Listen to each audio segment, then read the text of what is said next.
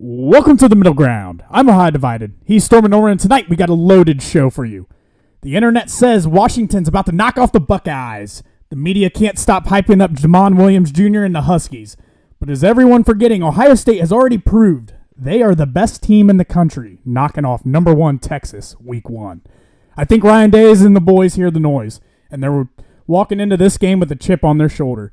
Meanwhile, the Reds, with a big 3-1 victory tonight over the Brewers, Mets go down, find themselves back in the playoffs with 2 games to go.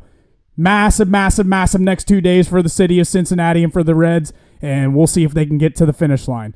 And don't forget, Norm's picks are back. Norm is starting to heat up a little bit. 4-4 on the week last week, trending the right direction. Is it time to stop fading and to start tailing, Norm? We'll find out later in the show. We got a ton to break down tonight, so stick with us. This one's going to be fun. Norm, how we doing tonight? Excited. This is, I think this is the best full weekend of college football we've seen. The matchups are insane. Honestly, I just want to get into it, man. There's a lot to talk about. There's a lot to talk about, but before we get into it, Marion Local Flyers extend their nation-leading winning streak to 70 straight wins. Flyers continue to get it done. We've been out there on the X app talking about this. A little bit of a questionable call it looked like tonight in the game, but nonetheless, score said Marion Local Flyers 20, Versailles Tigers 19. Streak goes on to 70. And sometimes whenever you just have a winning culture, you just find ways to win, and it sounds like that's exactly what happened to Marion tonight. Yeah, I mean, they continue to win. I mean, I think it's as simple as that. We saw it in the St. Henry game earlier this year, Versailles game now. There's some teams testing them, but they're ultimately winning. So that streak lives on. And with a coach like that and Tim Goodwin, he's just going to continue to figure out his team as the year goes on. This was only the 5th or 6th week of the year. And for Marion, they are pretty regularly known for playing 15 games in a year, so they're about only a third of the way through their season of typically what they play. So they probably have about 9-10 games left, a lot of time for Tim Goodwin to figure out exactly what they are, and I wouldn't be surprised if they're going to be right there at the end, winning it again and continuing to in the next year with this win streak. But nonetheless, had a couple teams that have tested them early on this year, and they found a way to win. That's just what they do.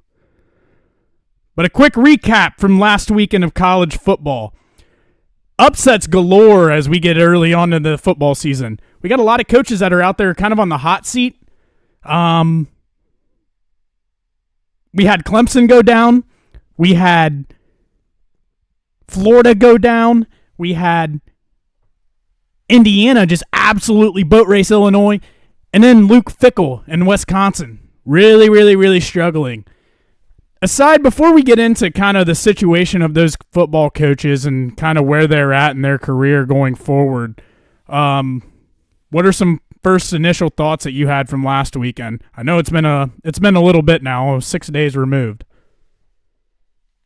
I think there's 2 big things. Obviously, you mentioned Indiana. I mean, they just absolutely boat raced Illinois. Are they for real? I think it's a both. I think Illinois might be more fraudulent than we were willing to admit earlier on. Like returning starters and returning players doesn't mean your team's necessarily better than other teams. And Indiana's perfect proof. They brought in a bunch of transfers again this year. They basically just reloaded, it seems like, on the offensive side of the ball. So I think they're the biggest story as we go into the next weekend. But I think the second biggest one's Texas Tech. They go into Utah, just absolutely boat race them. And the thing that no one really talks about, because the game ended 34-10, Texas Tech's quarterback got injured early in the third quarter when it was a 1-score game. And the backup came in and played remarkably better, honestly. And that's saying something from a guy who was leading the country in, I believe, yards per game. But Will Hammond kind of wanted to shout him out for a guy to look out for. He was 13-16, 169 yards and 2 touchdowns in about a half of work. and Baron Morton was the guy that was starting to catch some steam in the national media for, potentially being one of those top quarterbacks in college football. So the fact his backup comes in and plays better at Utah in a hostile environment, I think those are the clear top two stories to me. And you saw a clear difference in that game as soon as Hammond came in, because I think until the point that he got in, that game was not very fun to watch. Neither team was really doing a whole lot of anything. It was probably, 10-10 whenever he came in. He came in and, like you said, balled out. I can't remember exactly the stat line you said, 16 of 19 for some odd yards, a couple touchdowns. But, yeah, he stepped in as the backup and made some things happen and kind of bolted them to a victory. So they are a team that you about in the offseason. You heard a lot about them throwing some money around, getting some recruits, getting some transfers in, and it just shows in today's world of college football, you can turn things real quick with how you can bring guys in, throw money around to get top recruits in, and Texas Tech might be a team to look out for in a Big 12. I think that you have to call them their front runner at this point. And then thirdly, I did forget one thing. That Auburn-Oklahoma game was wild. I think Auburn has a lot of right to be upset about that game. Obviously, had the illegal substitution call where Oklahoma just pulled the Johnny Manziel with Kyle Shanahan play, and there was no flag on it, and they just let it go. And then I'm forgetting what the last call was. I know there was another big one, but just calls that were just going blatantly against Auburn. Not that that's an intentional thing, but I feel like everybody expected Oklahoma to kind of beat Auburn down. And Auburn kind of held their own in that game. Like, that was one score game the entire time. Their defense seems to be legit. But I think the bigger thing is their offense did things. I feel like in the past it was like, well, Auburn's defense is so good, but their offense isn't going to do anything for them. So, and I do feel like Jackson Arnold, he took a lot of sacks, which that's the difference in the game. Literally game ending on a safety. But I think Jackson Arnold is intriguing, probably one of the most intriguing guys Auburn's had in a long time, as much as they'd be not want to admit that. But he's a legitimate quarterback to make them interesting. I mean, their receiving core. There's a lot of storyline, too, around that game where obviously he came from Oklahoma. You saw him chirping a little bit with the fans, so I know he probably wanted that one pretty badly. But, I mean, the kid can play. He clearly can play. And Auburn is definitely a team that I think, like you said, you should look out for in the SEC. I don't know if there's necessarily a clear front runner right now in the SEC. Like, Georgia very well could have gotten beaten against Tennessee. Tennessee had their two starting corners out. I think if those two should have been beaten by Tennessee, should have been beaten, and then like you add in not having their two top corners in that game, and like LSU, we don't really know what they are. Their offense is not the greatest. I forget they play Ole Miss this weekend. I mean, that's a top 15 ranked matchup. I think Ole Miss is number 13, LSU's number 4. I think LSU's going to win, but there's just not really like a clear cut, like that is a team that is going to be a force as you go on through the rest of the season. So if you're Auburn, like you just continue to win, start stacking some wins, and you can definitely find yourself down there at the end, because you had every right to win that game at Oklahoma as well, and to go on the road like they did and put up the fight that they did. I mean, that speaks volumes to who they are as a team. I would say probably gives them a lot of confidence as they move forward into the year, because I think there was a lot of people that were kind of against them, and really I think the spread was 6.5 points in favor of Oklahoma. From all fronts that I heard, I know the public and everybody in the media was kind of all over Oklahoma. So I think Auburn surprised some people, and they're definitely going to be a team to watch as we go along further into the year. Yeah, so I mean, I think that's the best part about this time of the year is like none of the storylines are all question marks, so that's why there's so many storylines. Like so like this time in the season's like, we'll talk about Dabo and his time, or Billy Napier. We're starting to see the storylines like it's nitty or like it's shit or get off the pot time, I should say. Like Billy Napier is probably going to have to make a bowl game to save his job, and Dabo, I don't want to say went out, but pretty much went out. You think because I feel like there's just some. You think they would let go of Dabo? Well, I'm not saying this year. I mean, I know the buyout's crazy. I don't think they really have it's $60 million. The funds to do that. Yeah, zero so chance. I feel like it could turn into a lame duck coach situation, which my comparison to that would be kind of what Oklahoma State has done the past couple years. And I'm not saying Clemson's going to fall down to that level because I feel like they were a tier above the Oklahoma State that fell. But I do think it's an interesting situation where I don't think running away from Dabo is necessarily the best thing for them. I think, honestly, just Dabo embracing the transfer portal, how to get run out of town, like they may get lame ducked and be like, all right, we don't really care about giving this guy everything he wants. Like, we'll pay to try to get players and see if he can save his job, but we're not really Billy Napier, like Luke Fickell even, who is struggling at Wisconsin at this point. Like, these schools are not going to be able to fork up 20, 25 million. I think Billy Napier's right at 20 million this year. I doubt they let him go at this point. Luke Fickell, he's well over 25 million as a buyout. I think they'll give him more time because they just re-signed him last year. And then Dabo, he's at 60 million.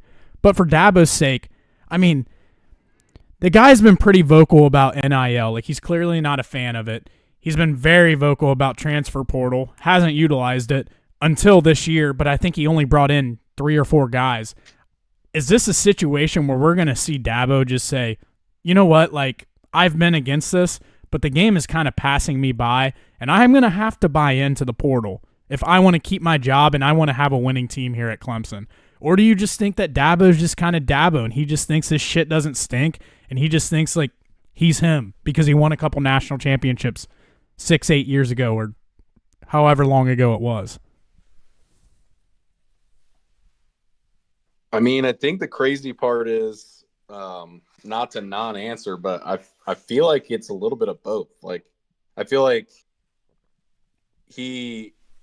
for him being a little bit like ignorant of like his ability, like I think last year of him being like transfer portal and his talk about it and being like, hey, I ain't gonna use this, like I don't need it, we're Clemson, we recruit, like just that in itself, and just being like, well, what, like if you simplify what he was just like, nah, we don't need it, basically you said I don't need free agency. Like I'm not willing to just add a single player or 2 players that could slide right in and then make us, way better, like a Caleb Downs, like a Julian Sand. Like, it's like Ohio State's attacking the transfer portal, but there's key positions. Or just if you're going to land a stud player in the portal, why wouldn't you do that? Was anybody in the game, but Dabo has to adjust. Like, he can't continue to go on and kind of just like, it's almost like an arrogance with him. I mean, after the game there, Ohio State, Bama, Georgia, Clemson, few more that you could probably throw into that hat. Like, you're just held at to a different standard than everywhere else. And that's the other side of the coin where I'm like, back for them. I think he's even better than what Rourke was last year and has a legit shot of winning the Heisman this year, especially with Mateer going down. But I'll give you a line. Over under 2.5 years that he is at Indiana. Are you saying so I don't know if I phrased that right. Are you saying over 2.5 years that he's still at it? So in 3 years he'll still be at Indiana, or basically 2 years or less he'll be at Indiana?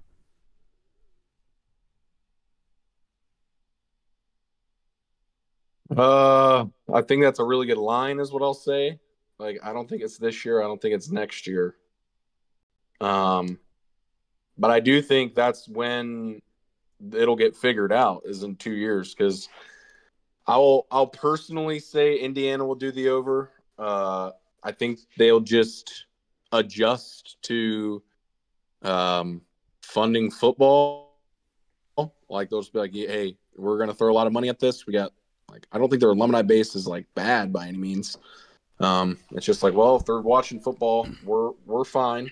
Basketball's not as an expensive sport, so And it's not like the basketball team's necessarily coach.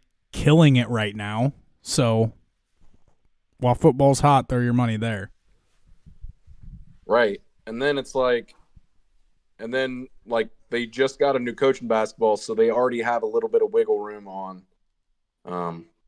like, I know it's Indiana, so there's a little bit higher stakes, but like they do give guys time generally at Indiana. Like, so, I mean, I think you would have 2 or 3 years, the basketball coach. So I think it would just, are they buying out a basketball coach and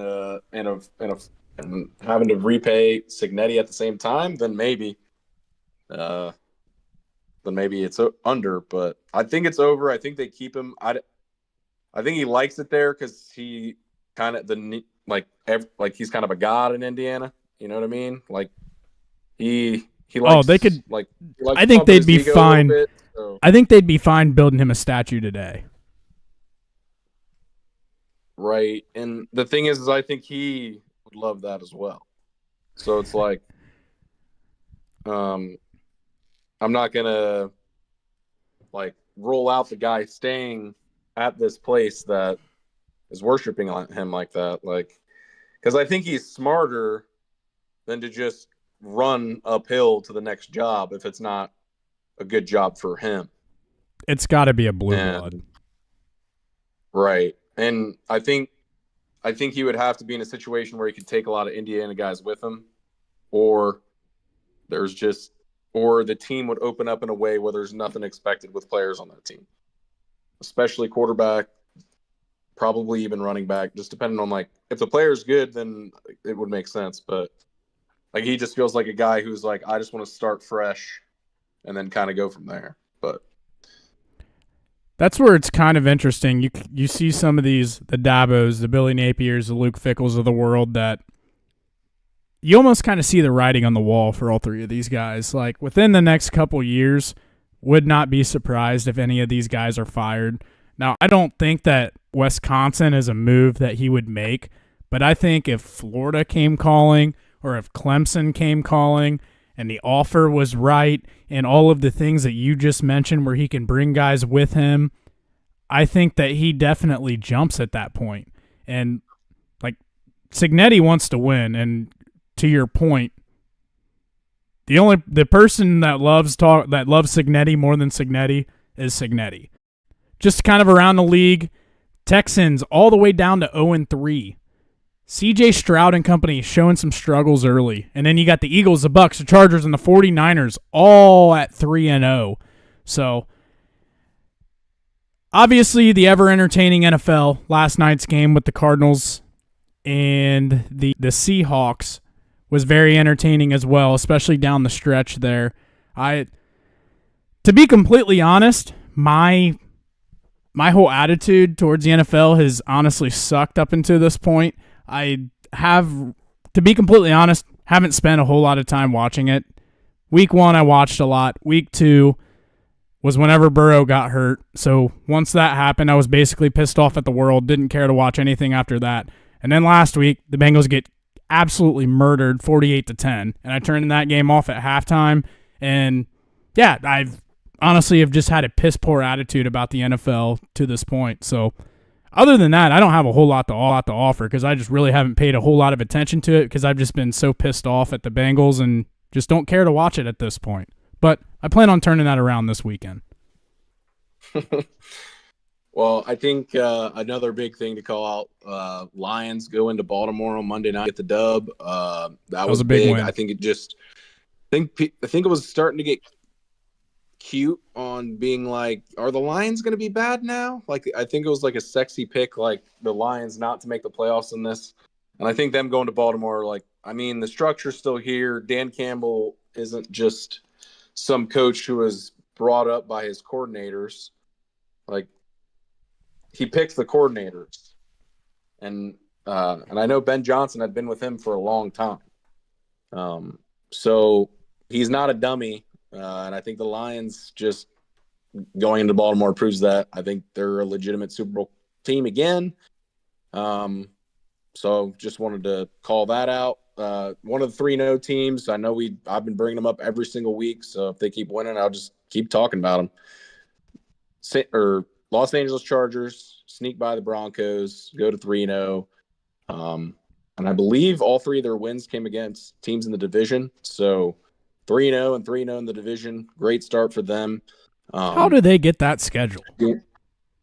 I know divisional games are like front loaded. I feel like the Browns have played 2 divisional games already as well. I know, but back to back to back I like guess that. They just have 3. Yeah, it is wild for sure, but I know a lot of teams played 2, so I guess if you talk about it like that, it's like, well, how different is 1 and 2? Like the middle of your season, you just play less divisional games. It's kind of like arguing about when the bye week is, like week 6, first week to 11. You just kind of adjust how you go about shit, Well, with the Chargers, that 3-0 has to feel more like 6-0. That's what I mean. Like when you got 3-0 on both, I think it just brings you to that next level. Oh yeah, Quentin Johnston cruising. Give him. He's been good. Yeah, he has. Simply put, he's just been good. There were a lot of people out there writing him off last year. Well, and the thing is, too, is you know how that goes. It'll just be well, the scheme is so good and blah, blah, blah. But, no, I think anytime a guy is, I think he's probably averaging 70, 80 yards a game. I know he's had a touchdown in multiple games this year. Just been an actual weapon for them. And I think that's scary because Keenan Allen's came back, and I believe he's scored every week. So, the Chargers, just as a team, I think they're super interesting. I love the offense. It'll be interesting as we continue to go along. But that was all I had on the NFL. I'm excited to talk about this next topic. Cincinnati Reds, 3-1 victory tonight over the Milwaukee Brewers, a team that has absolutely owned them for the last decade. Big win tonight. Mets fall 6-2. This graphic is outdated because the Rebs are not back. They are in as of tonight with 2 games left, and it falls all on the line. I don't know who pitches the next 2 nights. I didn't look that far. I think Littell pitched tonight, right? So it's probably Abbott tomorrow.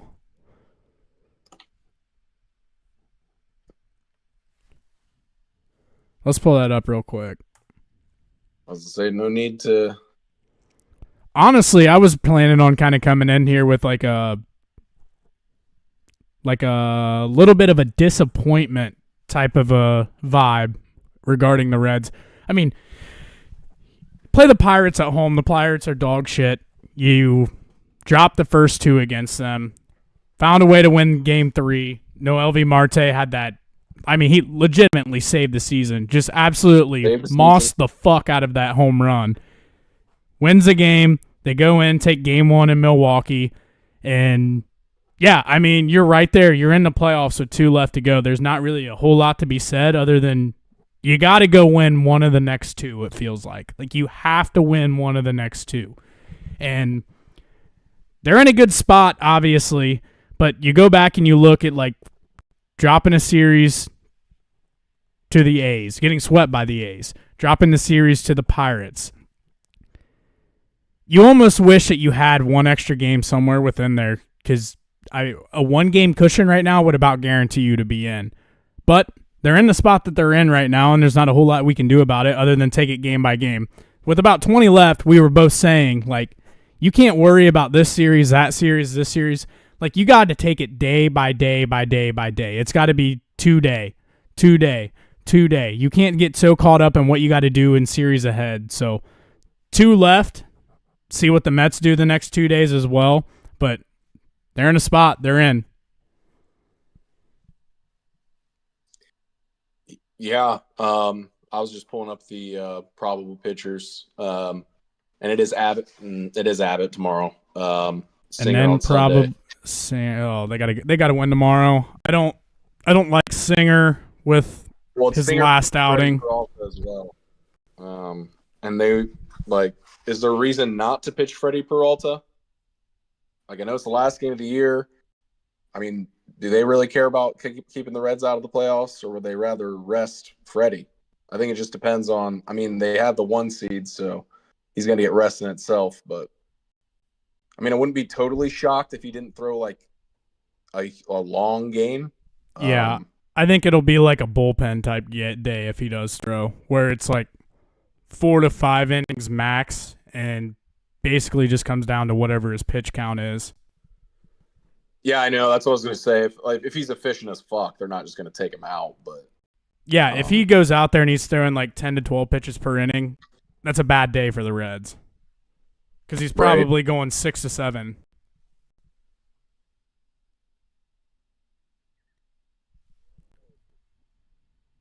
So it would be, yeah. Let's see, how many innings has Peralta thrown this year? I'm gonna look that up quick. I mean, it's got to be well over. I don't even know. It's got to be a lot. Yeah, 200. Got 201 strikes. Yeah, 174. 174. Yeah, I was gonna say he's got to be approaching 200.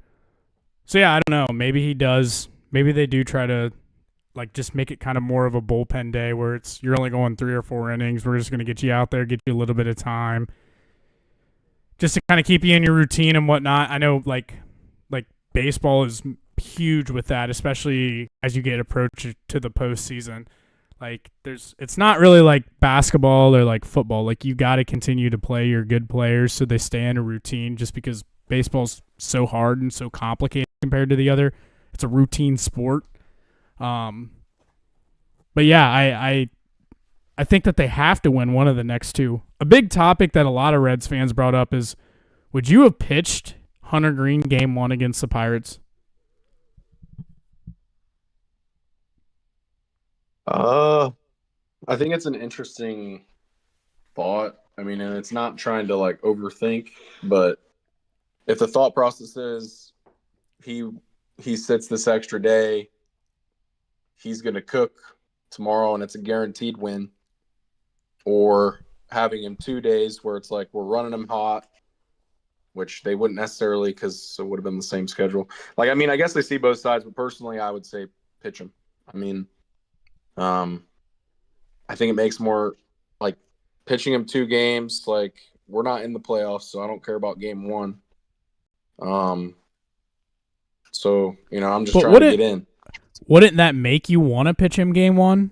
Because if they moved I'm him agreeing up, with you. I was just kind of saying the counter, but at the end of the day, I just kind of talked back to we got to make the playoffs. Like, and 1 extra game pitched on normal rest. Like, as long as you're giving him normal rest to come up in the postseason, which if their argument's, hey, we want him to be fresh when it's postseason. We don't want him so rain at least. Yeah, that's the thing, that they started off so hot. So they've been so bad this second half of the year, but they started off so well. So that's why they're still right here at the end, fighting for a spot, maybe potentially going to get in the playoffs. But yeah, like the first couple months of the year, I think they were like one of the best teams in baseball.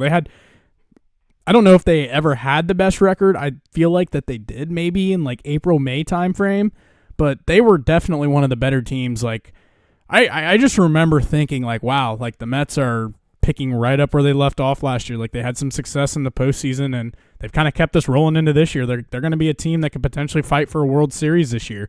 And they've kind of fell flat right on their face. Yeah, I'm looking into it. So the Mets were 26. Doing math. Or 30. They were 36 and 22 through May.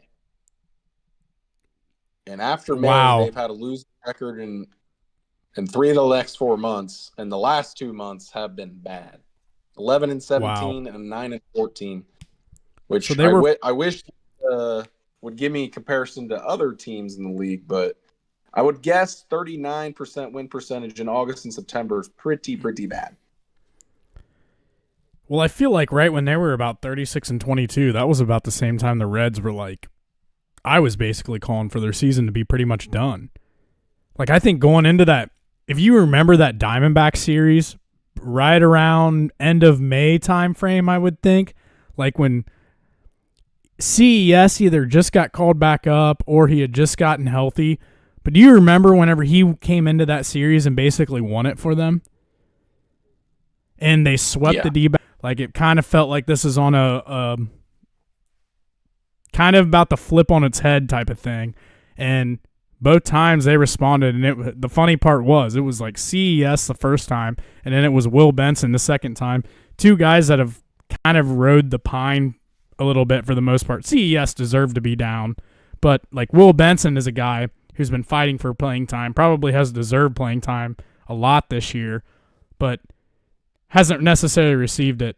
But it was just funny, like it just two times that you think about and their worst was August, which was 44%. And then a third team I like to throw in there because they also hold the season in their hands. Because if they beat the Mets 2 games in a row, the Reds may not have to win a game, and it's the Marlins who have a 56% winning percentage in September. So I think it's interesting. The Marlins I feel like they set up their rotation. I heard some things about Sandy getting held back a start so that he could start tonight. I saw that. He said he came out and said he wanted to pitch against the Mets, didn't he? I don't know. I missed that. And the thing is the only things I saw on Twitter were, or X, I should say. The only thing that I saw was people just trolling it. So when I was like looking at this Mets Marlins series, like one of those teams I wouldn't want to see if I was a Mets right now, especially when you're playing the way that you're playing. Exactly. And then divisional opponents as well. And the thing is like it'd be one, like it feels like one of those circumstances where Marlins are like, you want to beat your rival. The Mets would be like, well, you're not a rival. And it's like, well, are we your rival if we stop you from making the playoffs? Like, you're down to our level now, brother. And you're paying your guys 10 times when we're paying ours. Because you're always going to want to beat them. While, but Marlins are interesting going forward. What's that? Divisional opponent, like rival or not, you're in the division, and if you have the payroll that the Mets do, every team, like you have a target on your back for every single team in your division. Everybody wants to beat you, whether they're a rival or not. They're going to be gearing for you.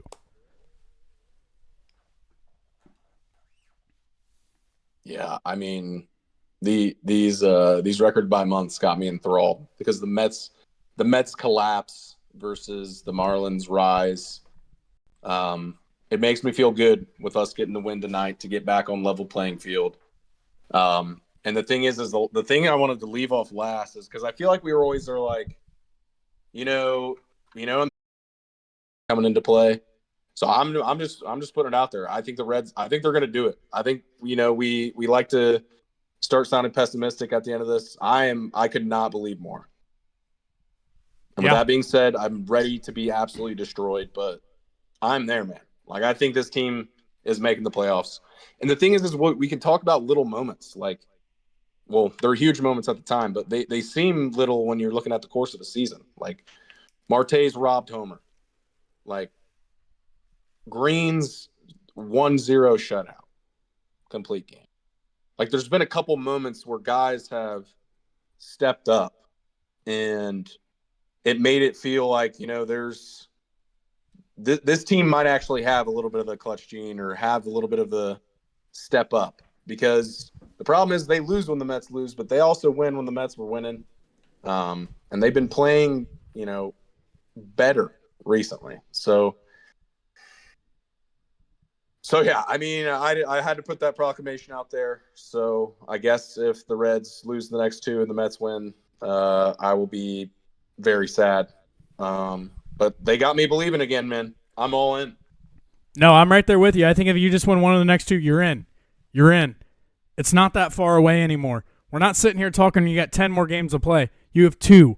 Go win one of the 2. Go win one of the 2, and you are in the playoffs for the first time since 2013. We don't count 2020. 2020 was a COVID year, and that appearance in the playoffs doesn't count for you to count it as an appearance in the playoffs. Go get it done. And another thing that I want to bring up, I know the next segment they have is the Bengals. They don't deserve any more than 5 minutes of my fucking time, so I'm not going to spend very long on them. So I'm fine going a little bit longer on the Reds because fuck the Bengals. Anyways, I think Tito deserves some fucking credit here. Like, he is like, you've had kind of a roller coaster of a year. I don't know. Like I said, you win 3, you lose 2. You win 2, you lose 3. It's kind of been how it's been going. And you can see a clear difference in the clubhouse and just how these guys respond to adversity. Like, yes, you can sit here and complain about them with their runners in scoring position, the offense, and how inept it is. It's bad. I'll be the first to tell you. Check my timeline during Reds games. I am the first and one of the only I am very vocal as to how their offense is in those situations. But I think like just him being there and kind of having a guy who's been around these situations and kind of been here and done this before has been a big uplift for a lot of these young guys and kind of just how they approach the game, how they approach some of these like pressure situations, and you get into these spots where you have to go out and find a way to win a game. I know that you can complain about his lineups at times. I know that he definitely made some head-scratching decisions. When you look at the analytics, it's like, well, there's another guy that would have fit in this spot a hell of a lot better. But I think Tito Bruno don't care what the data says because I trust this guy in this moment for this job. Well, I think that's where like managing won't die, because as much as numbers can tell you things, and it's not like he doesn't pay attention to them at all. Because I feel like there's times where we're like, why is he doing that? It's like, well, for righty left, he just has to do that. And we're like, all right, whatever. But, I feel like taking that hot right-handed bat out of the lineup might not be worth it. So it's like, I mean, it's not like he ignores data completely, but he's definitely a big vibes guy. And I think that's something that's just majorly different between him and David Bell. For sure. And the thing is like, I think that's where, data doesn't, put a guy like when you need a spark, like the analytics are hard on, like there isn't numbers to really describe, hey, give us a spark. Like, what do we do when we're slumping? We know we're slumping, but how do we get out of it? The data just tells you what's happening. So it's one of those things like, well, we got to do this for a spark, or, So I think he has done some things, and I feel like for the team it lines up just super well because there is a lot of guys who can play. I'm not saying the Reds have a lot of stars, but when you look at the team, there is decent depth now. I mean, there's one guy I probably don't want seeing the field when it doesn't make a lot of sense why he's on the team, and Espinal, but he's somebody. But for everybody else, I mean, you got Benson, you got Stewart. Like, a lot of these guys aren't starting every day, where you can still have some, hitting flexibility, which the thing is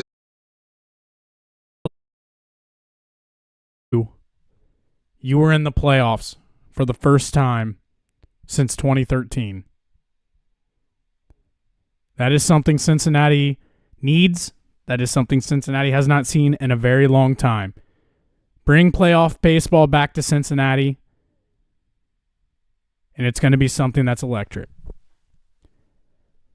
Shifting gears here to the Cincinnati. Go ahead. What's your last remark? We can move. It's Cincinnati. I just wanted to shout out Reds. Like, I thought the Reds fans, like, there was a moment where they were getting clowned a lot, like Cincinnati Reds fans. Obviously, I'm a Reds fan, but easily attending of games during the week. Like, there was like chatter about, the stands aren't full at all, blah, blah, blah. And then Hunter Green called it out as the game went on. Yeah. It's like, yeah, people work too. The same reason I couldn't the same reason I couldn't go. It's like, yeah, people work too. The same reason I couldn't the same reason I couldn't go or why people were late. So I thought Reds fans did great.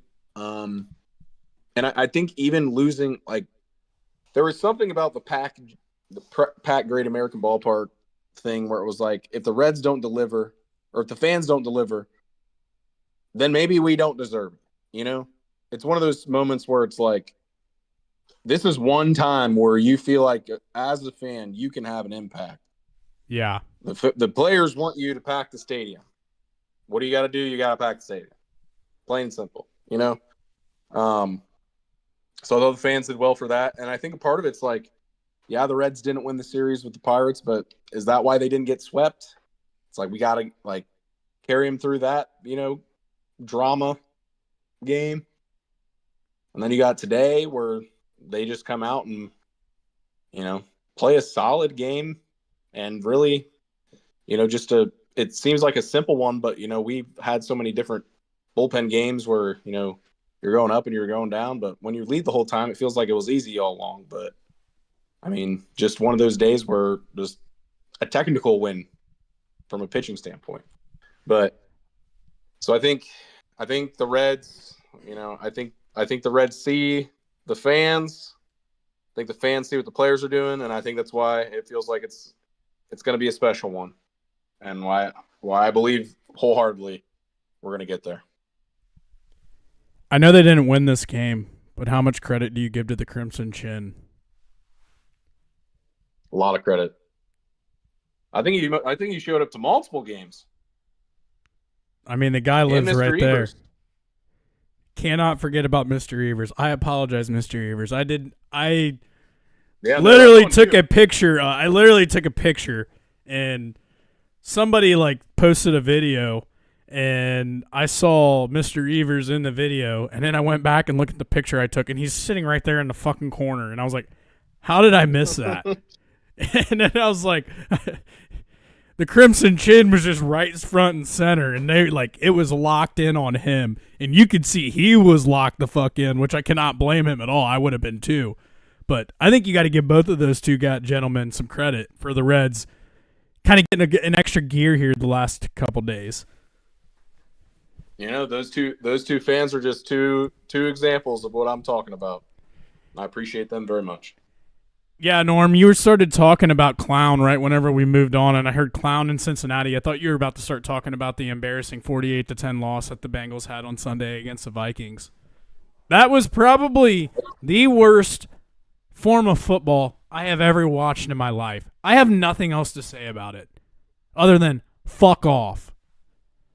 Outside of that, this team sucks. You're not doing shit this year. Jake Browning isn't bringing you fucking anywhere. Any of you guys that the day Burrow got hurt sitting there, we can still go 11-6. You are fucking stupid. You are legitimately stupid. This team has so many fucking holes on it.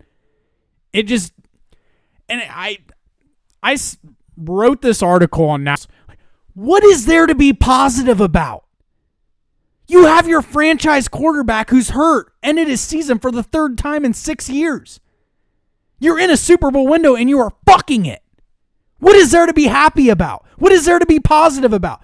If every person in that fucking building isn't walking around with their goddamn butthole puckered up, they need to get the fuck out. It's a fucking train wreck. And what they need to do from here on out, you're not doing shit. It's time to tank. I'm sorry, Bengals fans. We are 2-1. Woohoo! Don't fucking care. You need to get a top 5 pick, and you need to get a game changer, because God knows if it's outside of the top 5, you're probably not going to fucking hit on it, because you don't know how to evaluate any kind of talent. From there, I think that you highly consider trading Trey Hendrickson and getting what you can for him. I see people out here where they're like, what about a second and a third for him? And they're like, oh, no, we won't give that. And it's like, I don't know if you're going to get much more than that. But then in the other sense, I'm also like, well, you can't draft. Does it fucking matter if you get any picks? Like, it's got to be about a first rounder, because you're probably going to fuck it up either way. And if you do get it right, Jesse Bates, you're just going to let him walk. And the last part I want to say, Is there a chance that they potentially trade T. Higgins? I don't know. Maybe. I don't know. That's been kind of out there floating around and whatnot. Whatever. Like I said, I don't want to spend a lot of time on this because they don't deserve it. To sit here and be like, you're too negative about the Bengals. What in the fuck is there to be positive about? And then people were like, oh, well, they're 2-1. Cool. I don't care. You're 2-1. Congrats. Your franchise quarterback is done again. I think you got to fire the coach. Zach Taylor needs to get the fuck out. I'm done. Since his time of being there, you have a bottom 5 offensive line and a bottom 5 run game. And you wonder why your franchise quarterback is fucking constantly on the injured list. I have nothing positive to say about this franchise. I've went in spurts. I don't like to be negative. I promise I do not. But there is... And then I also see people like, well, they signed T and they signed Jamar. Yeah, and I probably would have stopped being a fan if they didn't. Like, what am I supposed to do? Give them credit for doing what they should do? Like, I don't know. I'm done with this fucking team. I'm fucking done with them. I'm so sick and fucking tired of this. And then, like, the fans don't make it any better. They have to be the most delusional fan base in all of sports. They sit here and act like, oh, this defense is cooking. This defense fucking sucks. This defense is dog shit. They're horrible. They are horrible. You played the Browns week 1, and they suck. Their offense is terrible. You played the Jags week 2. Trevor Lawrence fucking handed you that game. I don't care. Like, there is nothing to be positive about. I'm sorry. There is legitimately nothing to be positive about. If you want me to sit here and split hairs and find some positivity out of different flashes, we've seen this guy look good. We've seen that guy look good. I can sit here and do that. But I'm not. Because I don't care. I want to win a Super Bowl. We have a top 5 quarterback in the league. We have a top 2 wide receiver in the league. Let's go fucking win a Super Bowl. But we're incompetent. We're not going to. So no, I'm sorry. I'm not going to be positive. Norm, any comments? Yeah, I mean, the thing I'll say is, I'll be honest, I thought the Bengals were going to play well. So I think that's why, like, everyone after the game just wants to move the goalpost to be like, well, what does it matter? Like, we're 2-1. It's all fine. It's like, well, what were you expecting going into the game? Were you expecting just your entire team to seem like the entire team seemed to play like they knew Joe Burrow was probably out for the season? Because he is. So does that give you any hope that they're going to like just turn it around?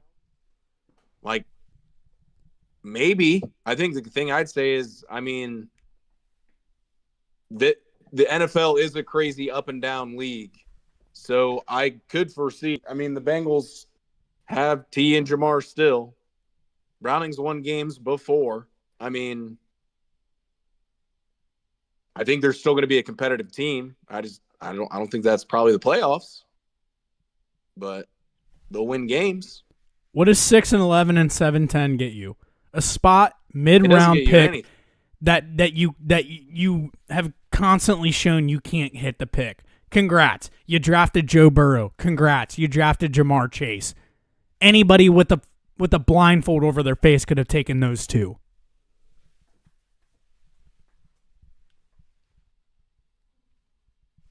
Yeah, I mean, that's all I have to say. I have zero reason to be positive about this franchise. Zero reason.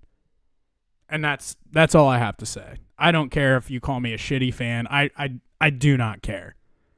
I know that this is the only time in my life we have a legitimate shot at winning a Super Bowl, and it's getting fucked away.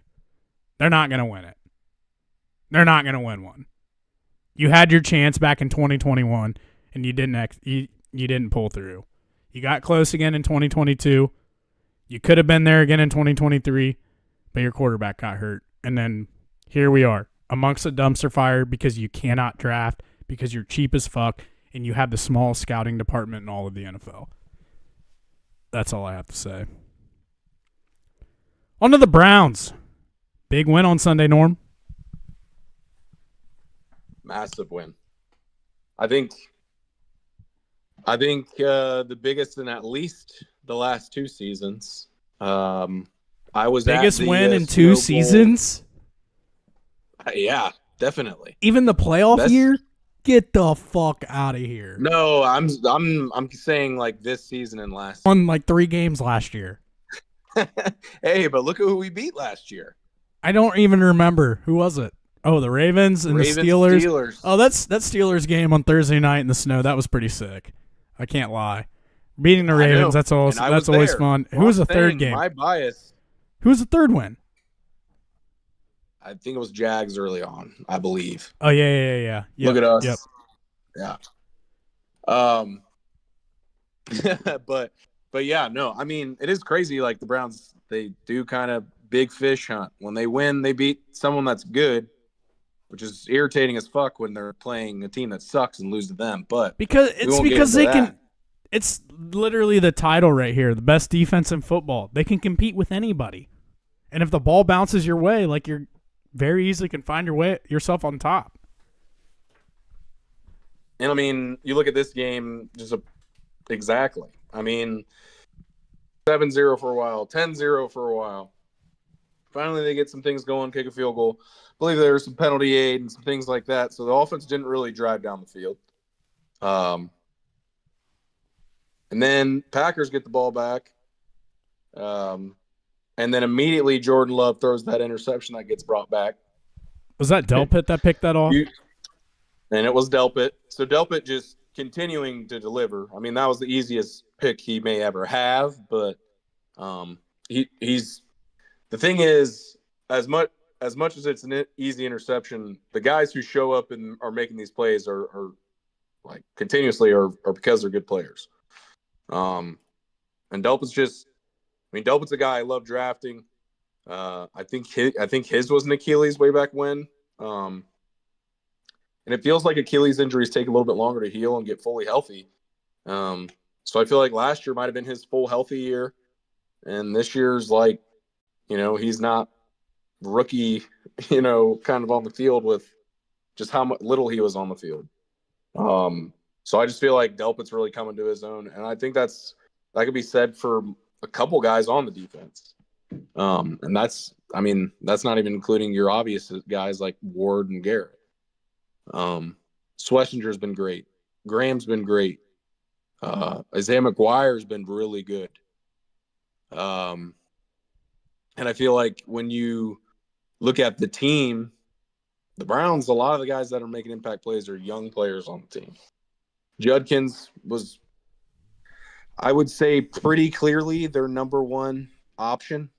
And then their number 2 was either Fannin or Njoku in terms of we'll call it threat.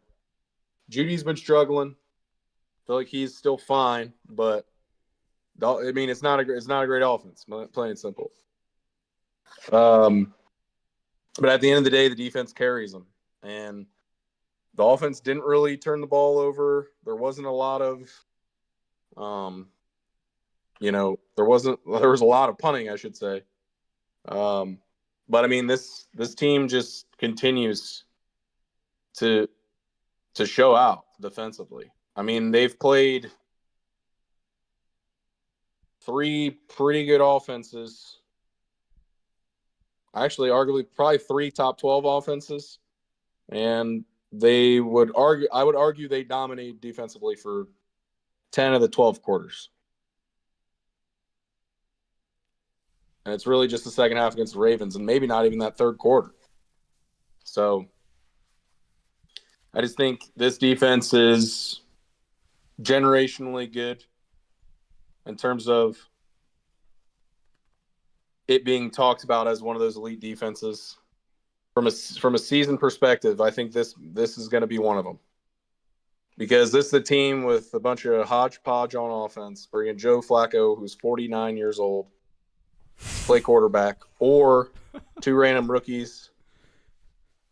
And to me, I feel like the Browns, just with how good their defense is, they're going to be close to 500. I just think the defense is too damn good. And in the league, defense is way more consistent than offense. So if they sneak a good offensive game against somebody or have a bad defense they're facing, those teams they could take advantage of potentially. So yeah, I mean, I'm clearly very excited about them. And I think it's one of those things where with Browns, I don't know how good they'll be, but when I can take away, there's something I'm not worried about on the Browns, I'm taking that as a win in itself. And this defense is something I will never have to worry about, barring injury. Like as long as this season goes on, as long as guys stay healthy. So, I mean, we'll see where they end up. I mean, their schedule didn't get any easier. They're going to Detroit this week. But, I mean, I think that game's going to be super interesting. I wouldn't be surprised if the Browns keep that one close as well, because the Lions coming off Monday night, short week, coming off a huge high, traveling from Baltimore. Just a lot of factors where Browns are coming from Cleveland. They got shorter trip than Detroit did. So, what's the spread on that game? Is it like touchdown? I believe it's 8.5. Ooh, okay. At what point do you think that you're going to see Dylan Gabriel?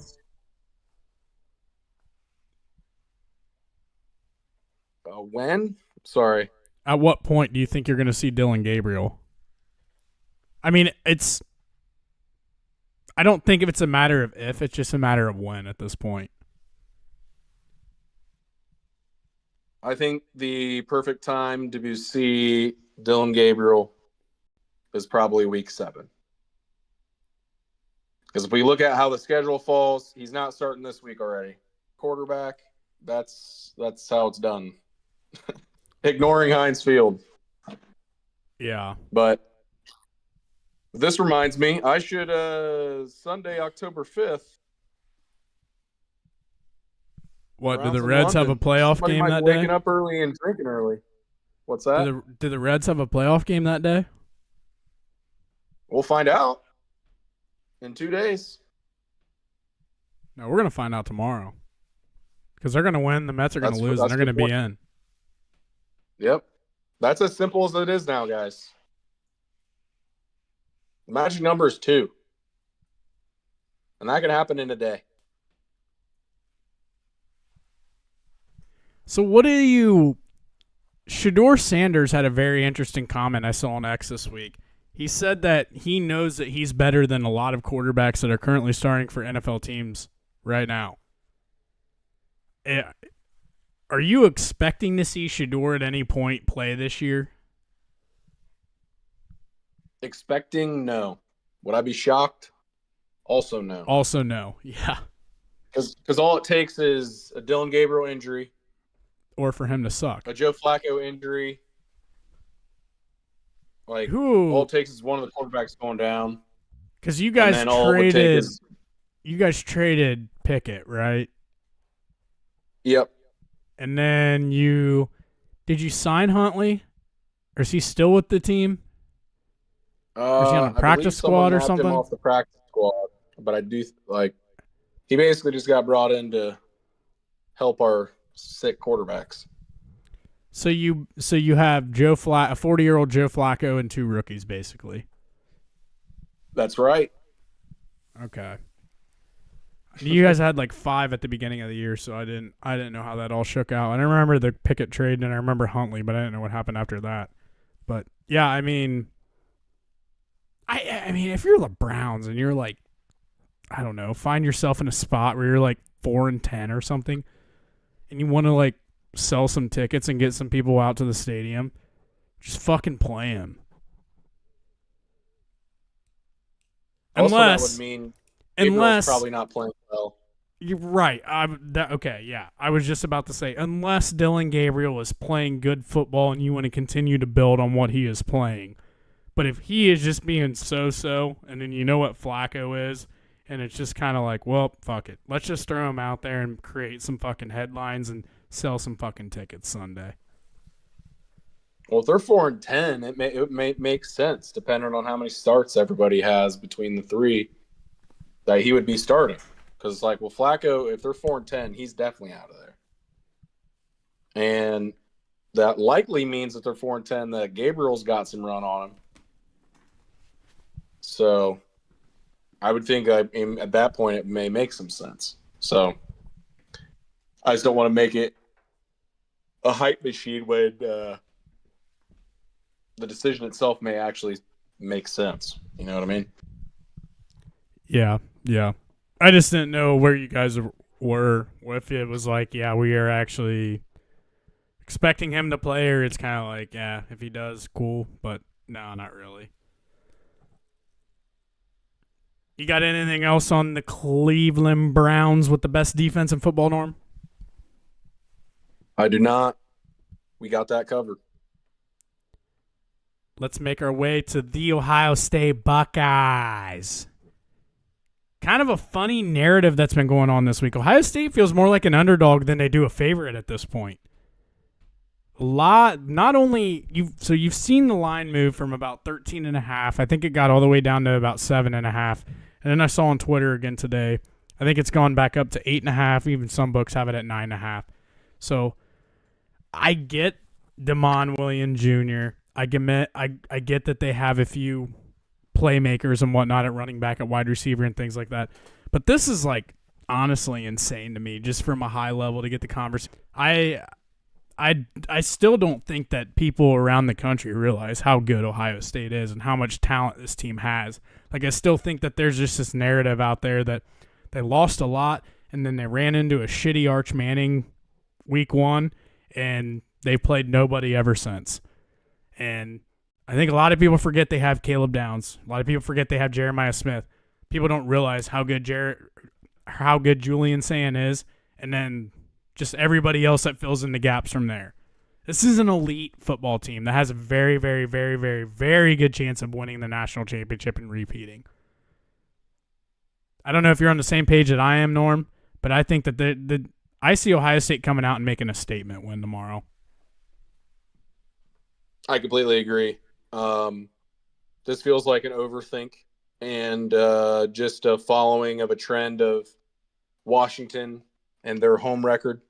The difference is, if we look at tonight, same situation. Florida State goes to Virginia. They lose. Ohio State is not Florida State. And they are, just simply better, to be honest. And Washington's going to give them a fight, and I think that's what the line is, what it is. It's almost just a bat signal to say, hey, Washington's good. I'm not denying that at all. But Washington's defense is super susceptible. Their offense was probably going to score some, but if we're doing good on good, I'm taking our defense over their offense, and I'm definitely taking our offense over their defense. So, that's if we're just simplifying it in that way.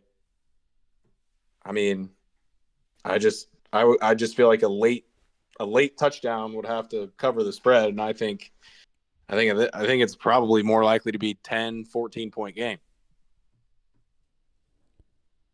So I thought about this earlier today, and it's like, so they got Damon Williams Jr., they have Boston, and they have Coleman. Like, the three, like, dudes. Like, don't get me wrong. Those guys are dudes. Like, they are – I don't know if they could play for Ohio State. NFL players. Yeah, I don't know if they could play for Ohio State. College football players. Yes, they are good college football players, high-level college football players. But for me, there are 19 other fucking positions on a football field. And Ohio State is going to have the better matchup, the better guy, 19 out of 19 positions from everywhere else. And that's where the difference is going to be. Yes, good players matter. Elite players are important to a team. But the other 19 positions are as important as those three players. And that's where Ohio State's going to really separate themselves from Washington. And I went back and I watched a Washington State game live, and I watched a Colorado State game live.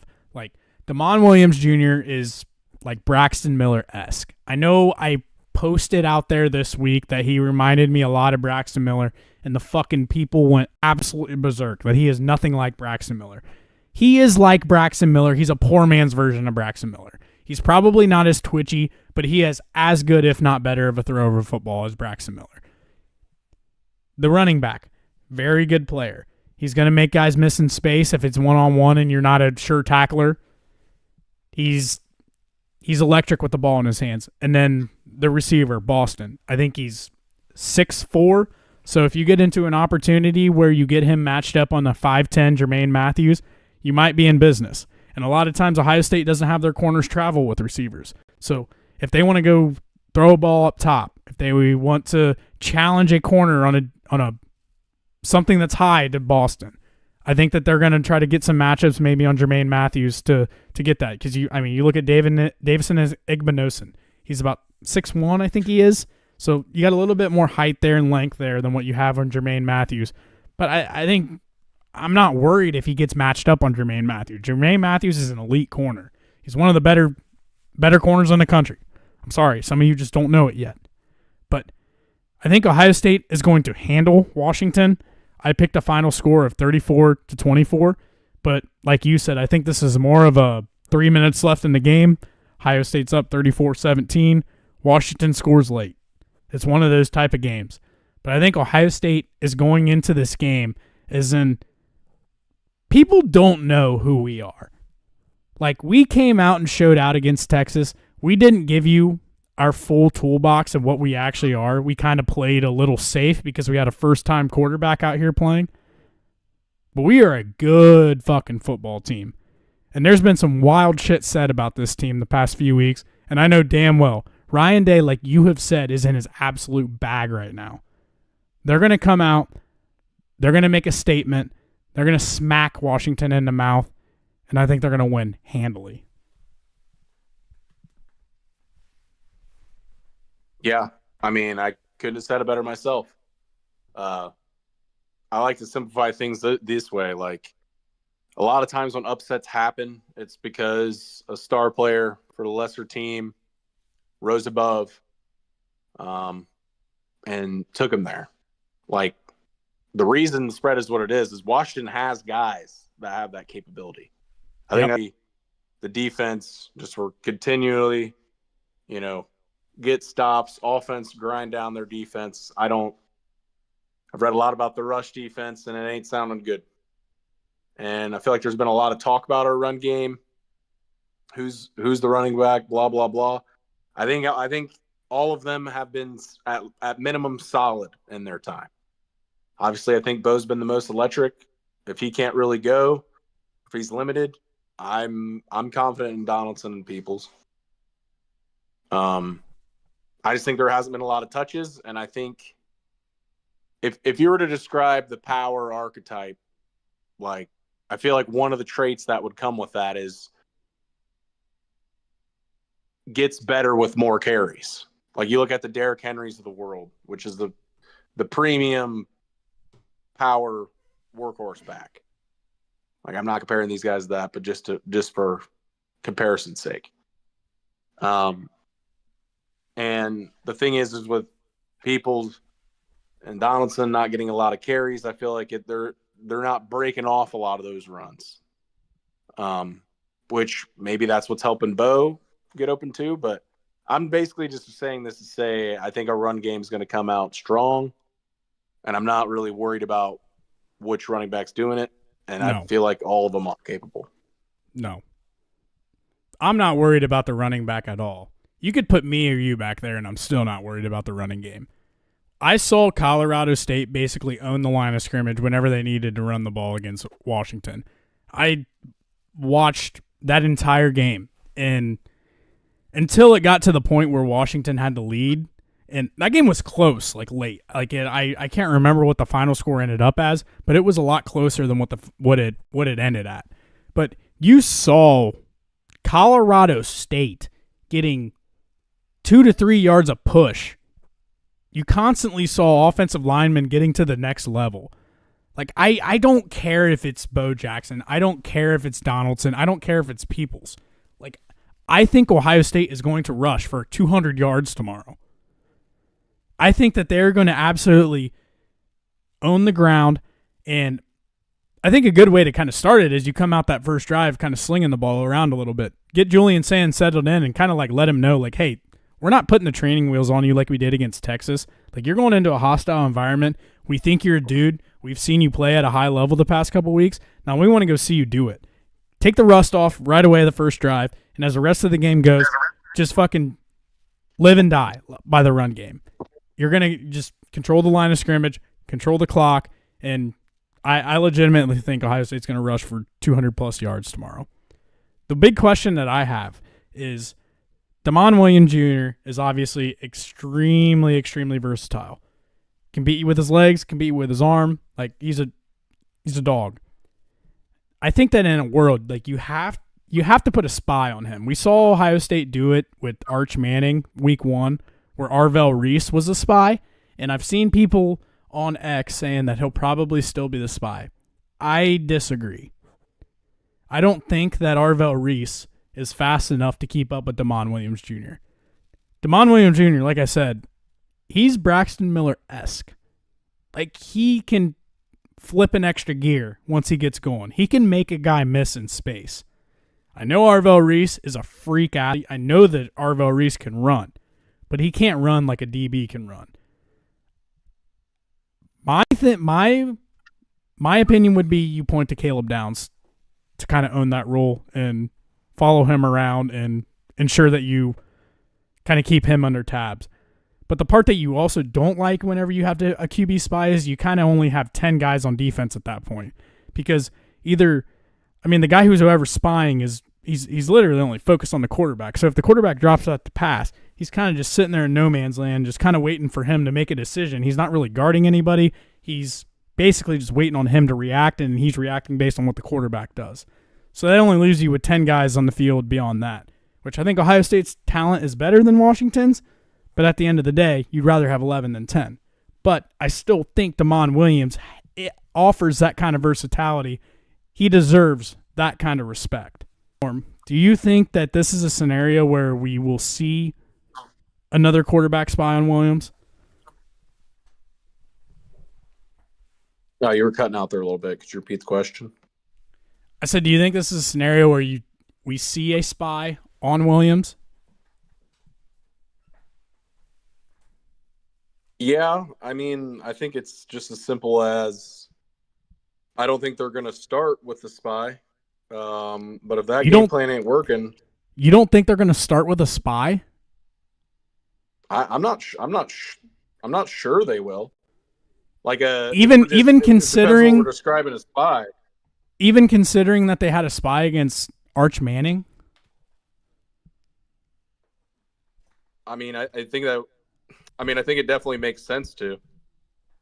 I'm just saying, I don't know if they necessarily. It depends on what we're calling a spy. Like, if we're calling the guy in the middle of the field, if we're comparing like cover 2 or a middle linebacker taking over the middle of the field, like it depends on the definition of, like, if we're just describing it as, linebacker making sure that he's watching, Williams, then that I would agree with, I guess. But I think the thing with spies is like a lot of times it almost takes a guy out of the defense. And I get Williams' legs, may necessitate it with, just how electric he is. But I kind of like spies as end-all be-alls because at the end of the day, a lot of times that guy can be manipulated a lot easier with quarterback. If the quarterback's good enough, he's easily manipulated with his eyes or, emotion or whatever, because he's locked onto him versus covering the middle of the field. So I guess that's what I'm trying to describe it as. Like, obviously being conscious of him, you have to.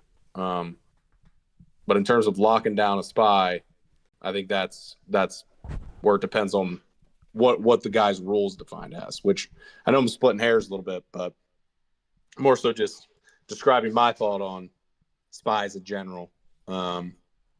But yeah. I also think, like, if it's 1st and 10 on their side of the 50, like, I don't think that they really necessarily go spy.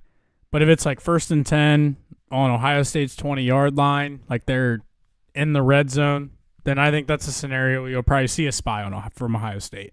Another situation, I think if it's like 3rd and 8, where he can kill you with his legs if you don't have a guy that's solely accounted for him. I think that that's a situation where you're going to see a spy. And I think that is going to have a similar game plan, at least that they did against Texas, because I think that they look at Arch Manning and Damon Williams Jr. similar. But going into the game, I would guess that they probably assumed Arch had better arm, not as good of legs as what Damon did. Obviously, hindsight's 20/20 at this point. Like, Damon Williams Jr. is a better quarterback than Arch Manning from what we've seen the past few weeks. I'm saying as you're kind of evaluating, coming up with a game plan as a DC going into the game, where I think that you have to have some guy who has some sort of speed if you're going to have any kind of spy. I mean, not if. You're going to have a spy. But I don't think that if you go into the game plan with having Arvell Reese be the guy that spies Damon Williams Jr., I'm not saying that you're going to lose, but I think that you're probably going to lose on those downs more than you're not, because he's shown through the few games that he's played this year that if he would probably rather run than he would throw, unless a guy is absolutely wide open. So if he sees any sort of lane, like he's taking off, and like he's got speed, like I've said. So if you're going to need somebody who can keep up with him. Yeah. I mean, he's definitely someone that has to be accounted for. I think it's just one of those things. I think he's a good enough player. You can't give him a continually the same look, because then he'll take advantage of that. But yeah, in terms of the game, I think it's pretty straightforward. I think it's pound the rock, set up play actions, and then you can hit them on deep balls then. Whether that gets executed or not, we'll find out. But I think the path to victory, yes. Second, Penn State at plus 650. Can Penn State win the national championship? I can see a world they do, but I don't believe in it. I'm going no. I don't trust James Franklin, and Drew Aller's been dog shit. Third. The only thing I'm comparing to is if Aller does take that step that we've been talking about, the talent on the team is good enough to do it. If he hasn't done it against Parkway, Delphus, and Ansonia, I'm not believing in it. Third one, Oregon, plus 700. Can Oregon win the national championship? Yes. I agree. I would give them a yes as well. Fourth, Georgia, plus 750. Can Georgia win the national championship? Yes, but I don't believe, similar to Penn State. I'm going no. I don't think the defense is good enough, and I don't think they have a dude at quarterback that's good enough to win it. Next, we're just going to do the top 10. Next, Texas, plus 850. Can Texas win the national championship? Yes.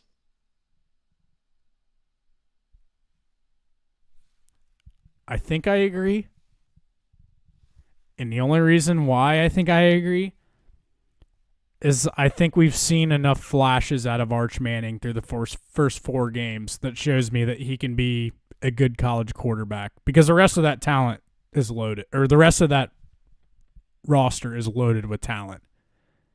But obviously, whenever you go on social media, they're going to blow up any of the bad shit that he does. But if you look at his stats and what he's done in a couple of the games, like, there's reason to be optimistic there. I feel like he's just had a lot of slow starts, which isn't ideal when you're playing teams that aren't good. But I feel like he's revved it up a little bit more in second halves of games. But also, Texas defense is elite. And anytime you got a defense that's elite, you need a quarterback that can manage and make a big throw here and there, which I feel like Arch Manning will be there by the end of the year. So Damn, dude, these teams odds are flipping on us right I'm now. I'm going to change that to 3. What'd you say? What'd you say? Well, I was saying I think we got the 3 same yeses because I don't believe, I guess, is a no the more I thought about it. Dude, these Georgia and Texas odds are tweaking right now. So in that minute, 60 seconds that we were just talking there, Georgia was at plus 750. Texas was at 850. They both went to 800, and they both now just went back to 750 and 850. And now Texas just went to 800. I don't know what the fuck's going on. Books are active right now. Here. All right, so we have our 6th team, Alabama Crimson Tide, 10-1. Can Alabama win the national championship?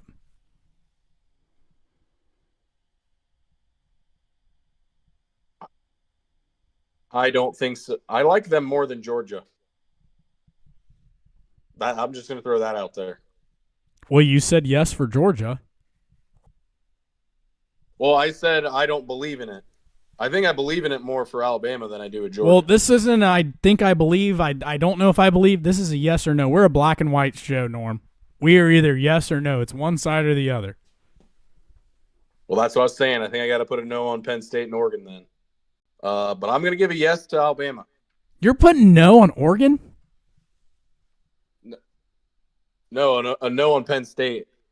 I meant to say. I don't know if I should. You mean a no on Penn State and Georgia? I think you said Oregon. I don't know. I might have heard you wrong. Whatever.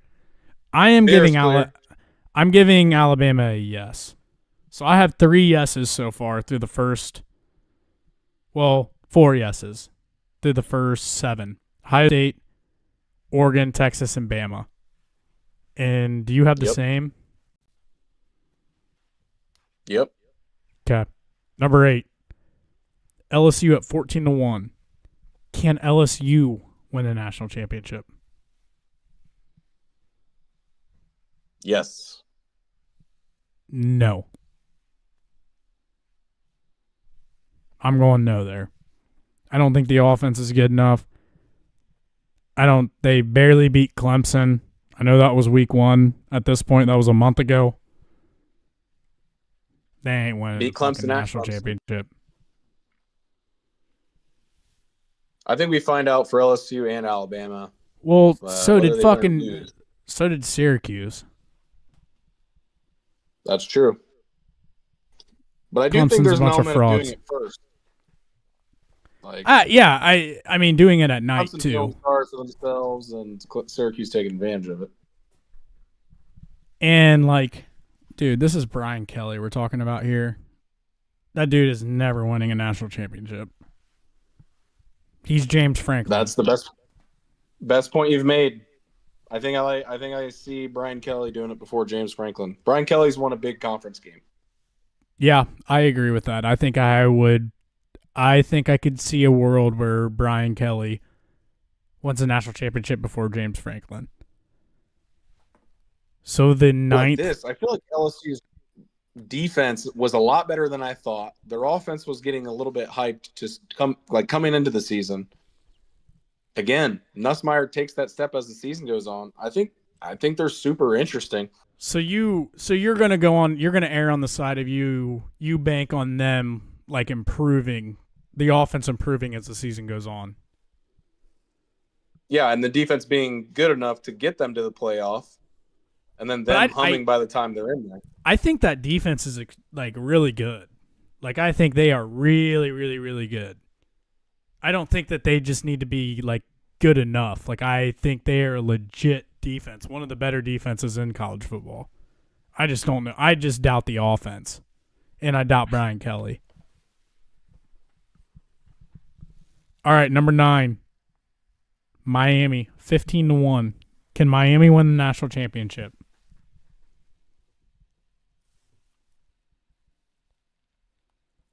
Yes. I'm with you there. I got a yes on that one. And then the last one. My body wanted to say no because it's Miami, but I just said yes to Brian Kelly. We're just going with the eyeball test. Dude, and the eyeball test says Miami's really good. Dude, Carson Beck is back to 2023 Carson Beck, And Bain, their defensive end, he is an absolute dog. Absolute dog. And their defense is good, and I think they've got some playmakers to kind of make some things happen. They're interesting. I think at the value that you're getting here for 15-1, like a team that could fuck around and potentially do it, I think those are pretty good odds. Yeah, I mean, I'm not even necessarily fully on board the Carson Beck train just because I feel like he's been managing well.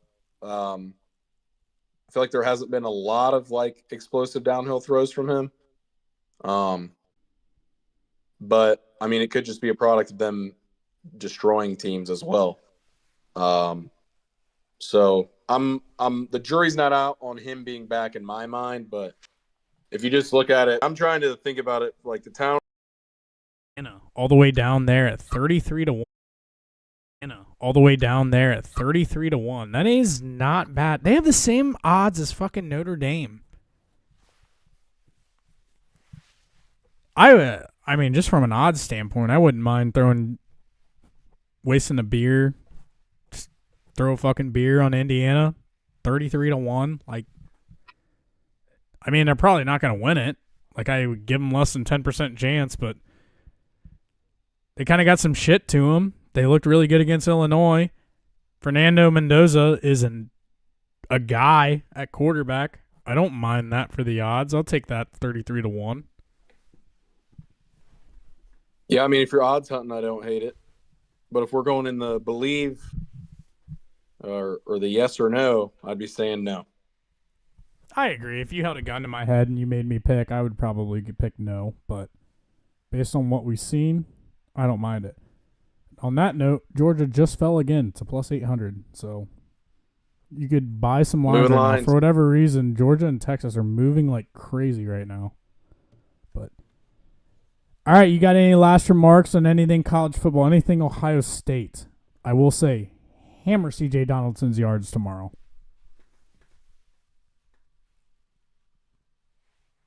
I think you could do them all. Yeah, I think if you find an over, I don't think there's going to be an over that you shouldn't like tomorrow. Washington defense is bad. But for the last segment of the night, let's get to Norm's picks. Norm, 8-17, 4-4 last week. Rough start to the year, but last week ended up even on the weekend. Starting to trend in the right direction, Norm. Do you feel like that you're give us a little summary of the past few weeks? Do you feel like that you're starting to kind of get a feel for some of these teams? And how do you feel about this slate before we get into it? I mean, I'd like to think so. I will say when there's a lot of big games on tap, it's easy to miss a lot of games. But I will say I feel one of these picks is actively going on and probably not going to happen. So we'll start with that caveat. But yeah, that was avoiding the question. All right, let's get into it. First one on the night, number 24 TCU at Arizona State. Norm's taking Arizona State minus 2.5. I assume this is the one that you were talking about that is going on right now. That's correct. Arizona State currently has the ball at the TCU 5. I'm seeing 4th and 3. I'm just going off Google at this current moment. So looks like that's not going to happen unless they convert. What's the score here? 24-17 TCU. Ooh.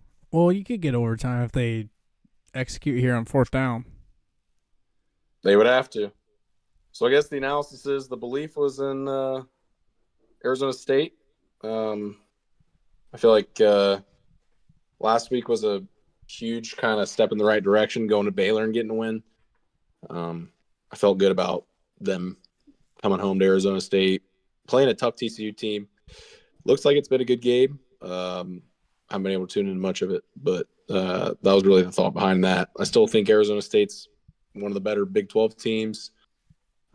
This is still a huge Big 12 game. So All right, on to the next one. Number 21, USC. 6.5-point favorites going on the road to number 23, Illinois. Norm is going with the Trojans for the touchdown win. But I think the biggest thing, their defense, much more respectable than it's been in the past. Without that defense, we're not taking USC in this game. I think the defense is the reason USC covers this. I think they're going to come out flat. It's a 9 a.m. game for them, or a 10 a.m. game for them. So I wouldn't be shocked for them to come out flat, but I just think they're a really good team. This feels like kind of like how Illinois went on the road to Duke. They were kind of sleepwalking a little bit early on in that game. And then they put them to bed because they're just a much better team. That's how I view this USC versus Illinois. I think Illinois is going to keep it close early. I think USC pulls away second half, wins by 2 scores. So you think Illinois is a little fraudulent this year? Yeah, I mean, I know Indiana likes to pour it on, but just the capability of it happening, I think just inherently means you're a little fraudulent at best. Yeah, at some point you have to put an end to it and kind of show some fight. So, yeah, I'm right there with you. Next one, Auburn. Taking the team that had a heartbreaking loss from last week. Plus 6.5. That's a big spread. Big spread for a team that put up a good fight in Norman last week. Going on the road to number 9 Texas A&M, who's definitely riding high after a big road win against Notre Dame 2 weeks ago. Texas A&M coming off a bye. Marcel Reed looked really good against Notre Dame. What makes you take the Tigers here, Norm? I alluded to it a little bit earlier. I think Auburn has legitimate weapons, and I think Jackson Arnold has been capable of doing enough. Obviously, enough was not good enough against Oklahoma and their really good defense. But a part of that, their Auburn's defense kept them in that game. Really, Auburn should have won that game. They just couldn't quite step on Oklahoma's throat when they, had it taken care of. Oklahoma had some on the road as 1.5-point underdogs to number 13 Ole Miss. Sounds like Ole Miss is rolling with the backup this year. And I just like LSU's defense to bottle up Ole Miss enough here. Ole Miss's defense has been surprisingly good. I think that's the X factor for if Ole Miss can win this game. But I just think LSU's too much. I think they're a legitimate national champion. So since we're 2 years removed for it, there isn't a lot of talk about that Arizona State or that Arizona team, that Noah Fafita season. And last year, Arizona was very, very bad. And because that happened, they're Arizona. They fall off people's radars. But to me, they bring back a quarterback who had draft talk about him. And he's playing at a high level right now. And they have a decent defense. And I think that matches up well for Iowa State, which isn't an overpowering offense. They're efficient, but not overpowering, which I think a team like Arizona is more capable with hanging with from a defensive perspective. And I think their offense is explosive enough to have some big plays in this, keep this game close. So give me Arizona to cover this one, 6.5. I'm with it. Which I might have saw that go to 7.5. We'll go get that extra point then.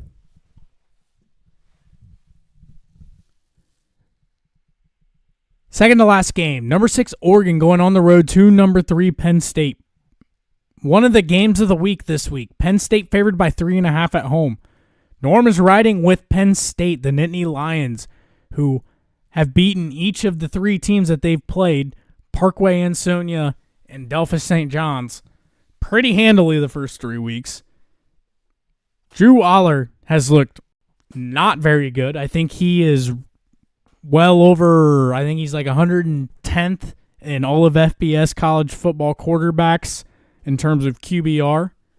Not looked good to this point, but Norm is taking the Nittany Lions at home against an Oregon team that is blazing right now, just beating the shit out of anybody and everybody that they play. Norm, why are you rolling with James Franklin? Game Oregon, they look like the perfect team right now. Moore's been incredible. But we were talking about Penn State not playing anybody. Oregon hadn't played really anybody either. It wasn't by their own choice. They played some teams in some big conferences, but not ones that are looking to be good this year.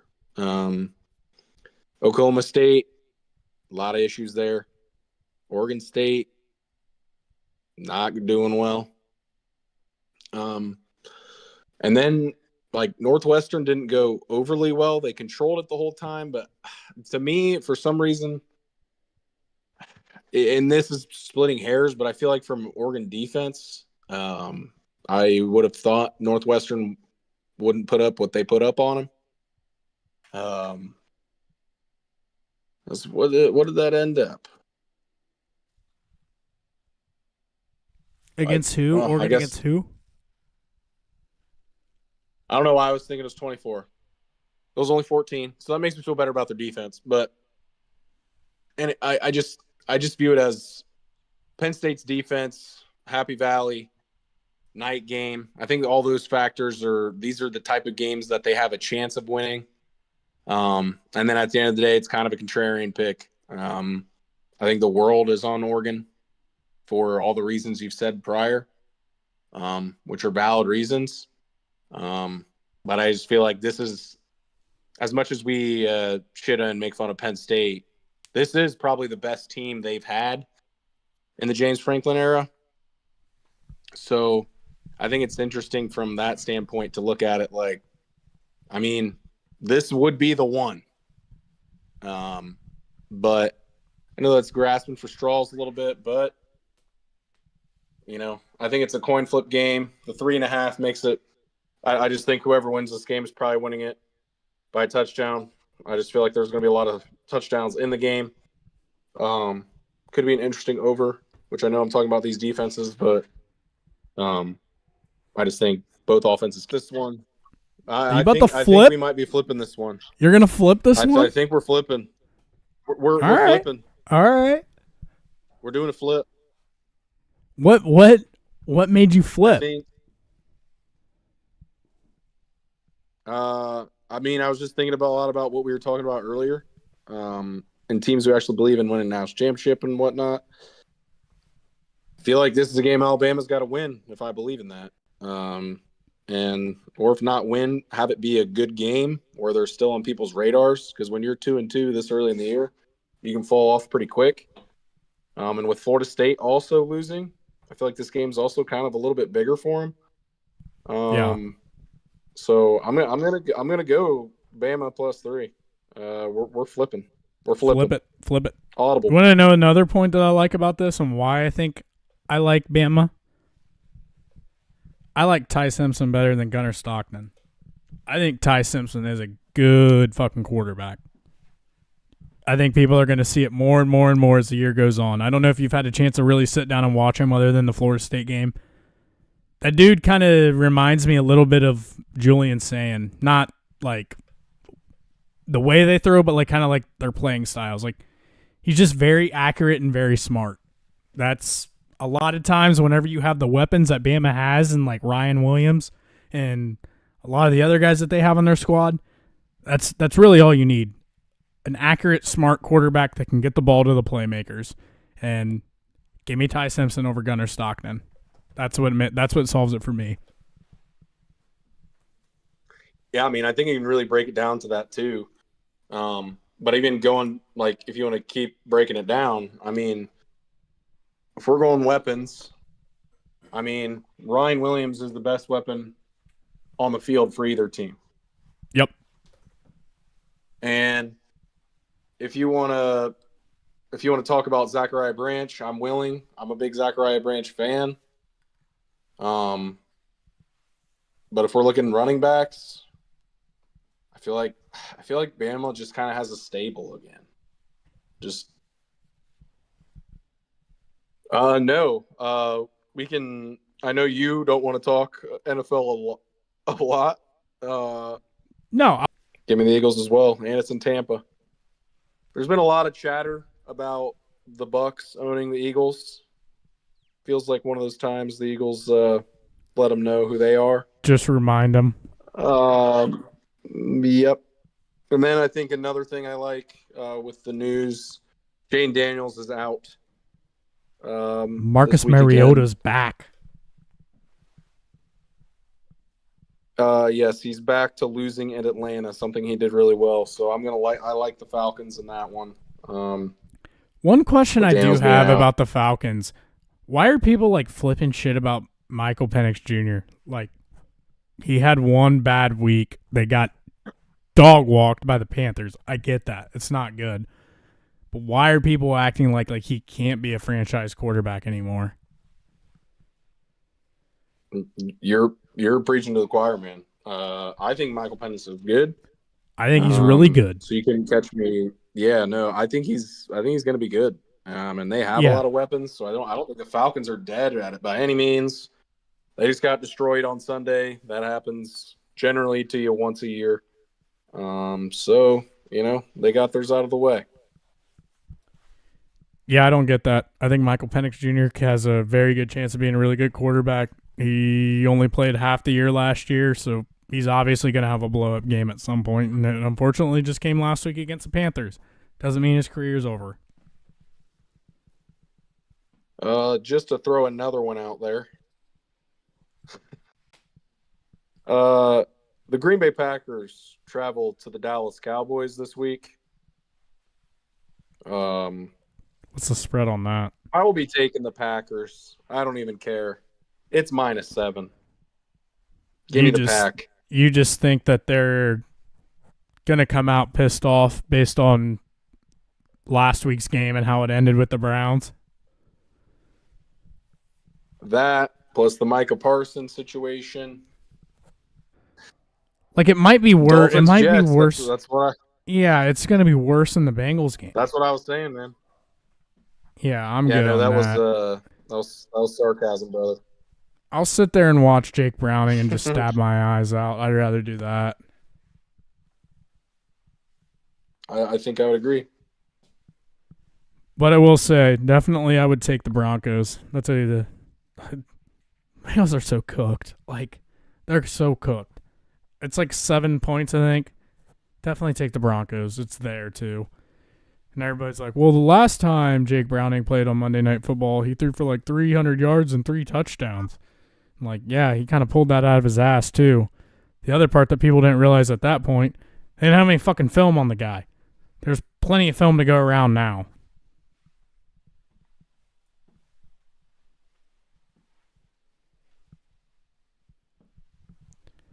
Other than that, any other NFL games or anything that you like? No. I just had one last thing. What's I got that? an update on Arizona State. Did they tie it? TCU and Arizona State bled the clock. And then TCU couldn't pull her out. Arizona State gets her done. That's all she wrote. That's all she wrote for this episode as well. Appreciate everybody tuning in. If you could please like, follow, subscribe, do all the things that help make this show grow, we greatly appreciate it. Other than that, we got another loaded weekend of football coming up.